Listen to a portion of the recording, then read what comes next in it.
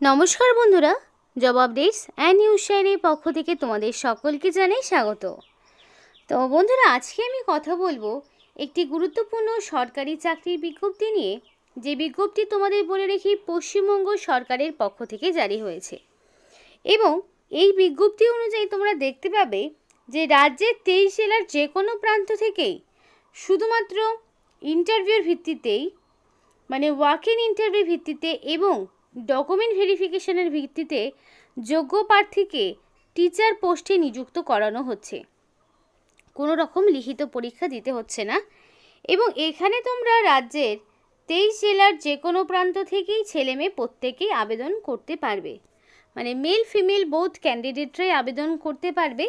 এবং এর জন্য তোমাদের কোনো রকমের ফিজও দিতে হবে না, সম্পূর্ণ বিনামূল্যেই আবেদন করা যাবে। আর সেই বিষয়ে সমস্তটা বিস্তারিত আলোচনা হবে, যে কী পোস্টে কোথায় নিয়োগটি করা হচ্ছে এবং কিভাবে অ্যাপ্লিকেশন করতে হবে, সমস্তটা তোমাদের এই ভিডিওর মাধ্যমে আমি শেয়ার করব তোমাদের সাথে। কিন্তু বিস্তারিত বলার আগে প্রত্যেকের কাছে আমি একটাই রিকোয়েস্ট জানাবো, যে যারা এখনও আমাদের এই চ্যানেলটিকে সাবস্ক্রাইব করোনি তারা ঝটপট চ্যানেলটিকে সাবস্ক্রাইব করে পাশে থাকা বেল আইকনটি ক্লিক করে দাও, যাতে করে পরবর্তী সমস্ত ইনফরমেশন পেয়ে যেতে পারো। তো চলো বন্ধুরা, দেরি করব না, এবার অফিসিয়াল নোটিশ নিয়ে বিস্তারিত আলোচনা তোমাদের সাথে শুরু করব। তো বন্ধুরা দেখো, এটা একদম নতুন একটি নোটিফিকেশান, যেটা 5 তারিখে বেরিয়েছে, মানে মার্চের 5 তারিখে নোটিফিকেশান আউট হয়েছে। একদম নতুন একটি নোটিফিকেশান তোমাদের জন্যে। আর এখানে তোমাদের মেমো নাম্বারও দেওয়া রয়েছে 585। এটা হচ্ছে সেই মেমো নাম্বার, মানে নোটিফিকেশনের নাম্বার। এই নোটিফিকেশনের নাম্বার দিয়ে যদি তোমরা সার্চ করো তাহলেও তোমরা পেয়ে যাবে সম্পূর্ণ নতুন নোটিফিকেশানটি।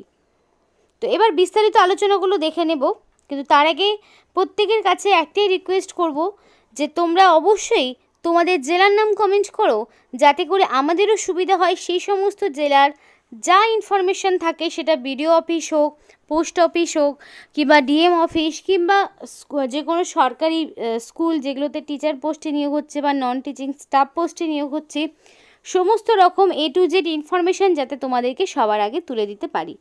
তাই অবশ্যই নিজেদের জেলার নামটা কমেন্ট করতে একদম ভুলবে না। আর এখানে অ্যাপ্লিকেশন 10 তারিখ থেকে শুরু করে 21 তারিখ পর্যন্ত জারি থাকবে। অ্যাপ্লিকেশন জমা নেওয়া অলরেডি শুরু হয়ে গেছে। যে অ্যাপ্লিকেশান তোমরা 21শে মার্চের মধ্যে কমপ্লিটলি সাবমিট করতে পারবে। কিন্তু 21শে মার্চের পরে তোমাদের হাতে না কোনো সুযোগ থাকবে, না কোনো মানে অপশন থাকবে অ্যাপ্লিকেশান জমা নেওয়ার। কারণ কি, অ্যাপ্লিকেশান তোমাদের এখানে অফলাইন করতে হবে।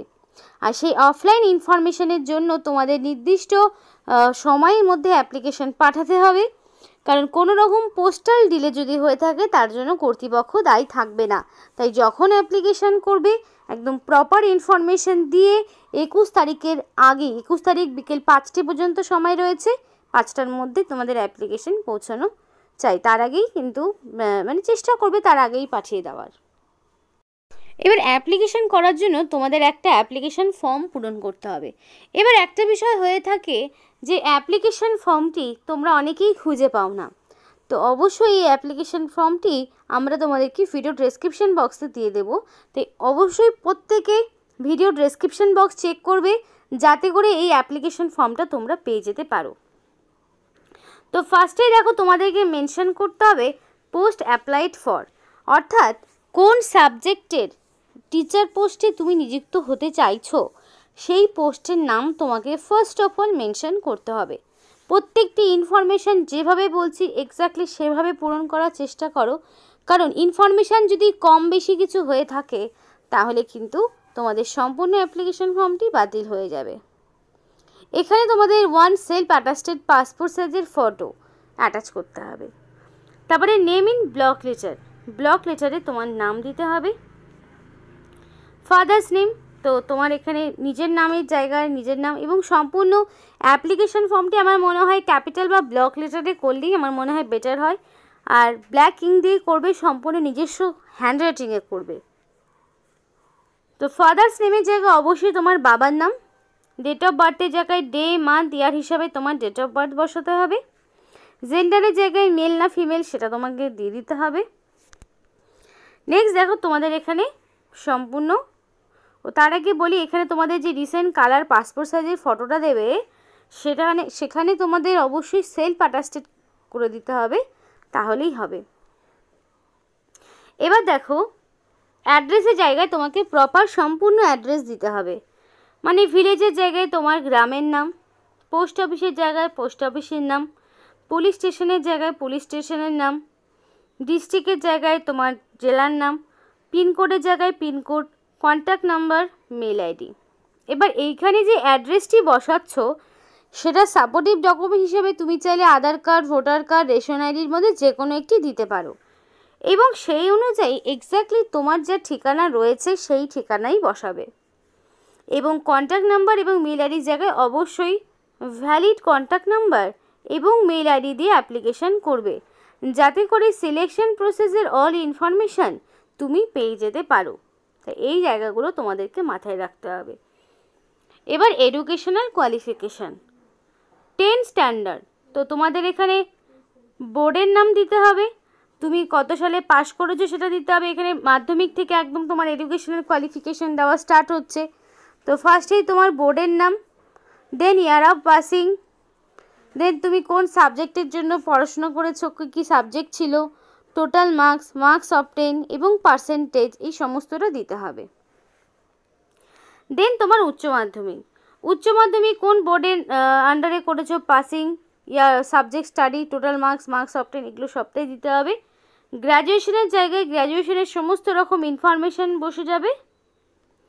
দেন পোস্ট গ্র্যাজুয়েশনের জায়গায় তোমাদের যদি কোয়ালিফিকেশান পোস্ট গ্র্যাজুয়েট তুমি হয়ে থাকো তাহলে তুমি দিতে পারো, আর যদি না হয়ে থাকো তাহলে দেওয়ার প্রয়োজন নেই। এবার বিএডের যদি ডিগ্রি থাকে বা আদার্স কোনো কিছু ডিগ্রি থাকে সেগুলো তোমাকে দিতে হবে। Work experience is not mandatory, যদি না থাকে দেওয়ার প্রয়োজন নেই, কারণ কি অপশানে পরিষ্কার বলা রয়েছে ইফ এনি, অর্থাৎ এক্সপিরিয়েন্স থাকলেও হবে, এক্সপিরিয়েন্স না থাকলেও কোনো রকম সমস্যা নেই। ডিক্লারেশনের জায়গায় এখানে তোমাকে কি করতে হবে, একটা ফুল সিগনেচার করতে হবে অ্যাপ্লিকেন্টকে, প্লেসের জায়গায় প্লেস এবং ডেটের জায়গায় ডেট দিয়ে এই অ্যাপ্লিকেশান ফর্মটি সুন্দর করে পূরণ করবে, যাতে করে কোনো রকম ভুল ভ্রান্তি কিছু ধরা না পড়ে।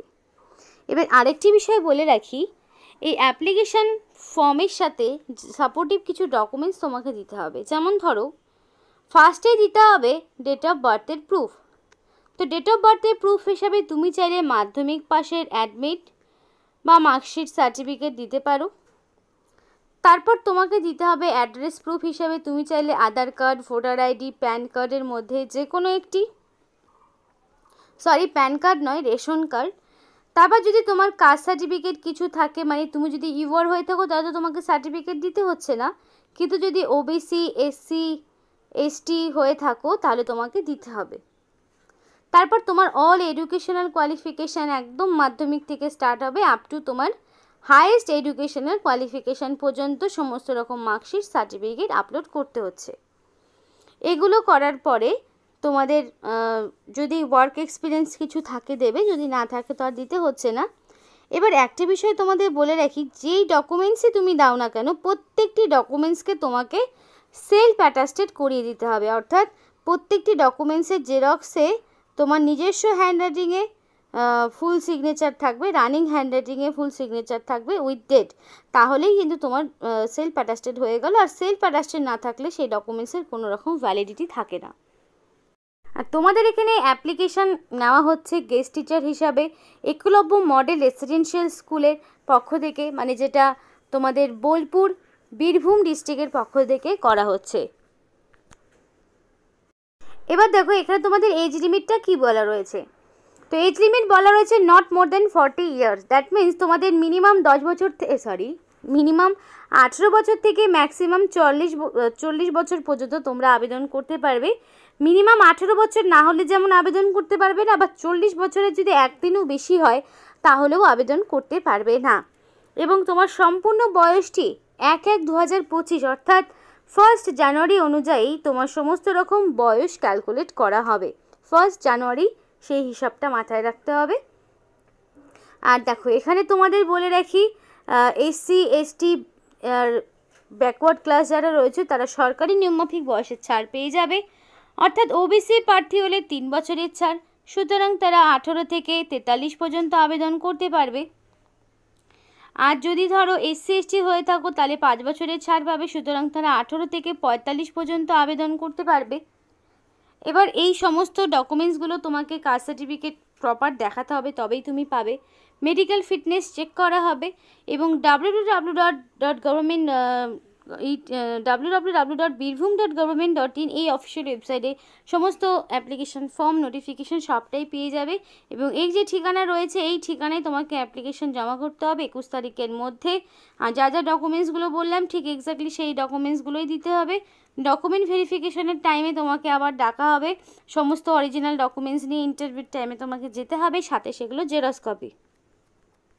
এবার সাবজেক্ট বলি, তোমাদের এখানে এডুকেশন যেই সাবজেক্ট রয়েছে জিওগ্রাফি, হিস্ট্রি এবং ম্যাথমেটিক্স, বায়োলজি, ফিজিক্স, ইংলিশ এই সমস্ত সাবজেক্টের টিচার পোস্টে নিয়োগ হচ্ছে, যেখানে তোমার মিনিমাম গ্র্যাজুয়েট লাগবে সেই বিশিষ্ট সাবজেক্টের ওপরে এবং তার পাশাপাশি তোমার বিএড ডিগ্রি লাগবে। তো এই ছিল আজকের সম্পূর্ণ ভিডিও। খুবই ভালো একটি ইনফরমেশান। যারা দীর্ঘদিন ধরে টিচার পোস্টে নিযুক্ত হতে চাইছো তারা অবশ্যই এখানে অ্যাপ্লিকেশন করে দেখতে পারো। সরাসরি ইন্টারভিউ হবে এবং ইন্টারভিউর পরবর্তী ইনফরমেশান তোমাদের কিন্তু পাঠিয়ে দেওয়া হবে মেল বা মেসেজের মাধ্যমে। তো এখানেই শেষ করছি। ভিডিওটি ভালো লাগলে অবশ্যই লাইক এবং চ্যানেলটিকে সাবস্ক্রাইব করে আমাদের সাপোর্ট করো, আমাদের সাথে থেকো, পাশে থেকো। আর ভিডিওটি সম্পূর্ণ দেখার জন্য তোমাদের সকলকে জানাই অসংখ্য ধন্যবাদ।